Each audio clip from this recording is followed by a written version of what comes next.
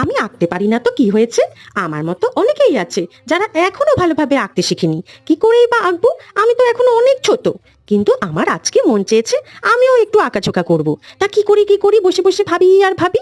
তারপর মাথায় এলো একটা ছোট্ট আইডিয়া। জানো তো, মা মিষ্টি খেতে খুব ভালোবাসে।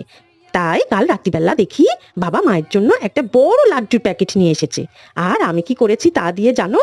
চলো আজকে তোমাদের সেটা দেখাই। ওই খালি প্যাকেটটা নিয়ে এসেছি। এইবার দেখো এর মধ্যে কি সুন্দর আমি হাত বুলিয়ে বুলিয়ে একটু আঁকিবুকি করে নিলাম। জানো তো, এটা আমি কোত্থেকে শিখেছি? মায়ের থেকে। মা বই পড়তে খুব ভালোবাসে। আর মায়ের অনেক বুকমার্ক আছে, আমি দেখেছি রঙিন রঙিন খুব সুন্দর সুন্দর, কিন্তু আমার তো একটাও নেই। আমি ঠিক করেছি আমার বইগুলো তো এরকম সুন্দর সুন্দর বুকমার্ক রাখবো। তাই তোমরাও আমার মতো এরকম একটা সুন্দর বুকমার্ক তৈরি করে ফেলো খুব সহজেই। আজ তবে আসি, টাটা, বাই বাই। আবার দেখা হবে পরে কোনো একটা ভিডিওতে।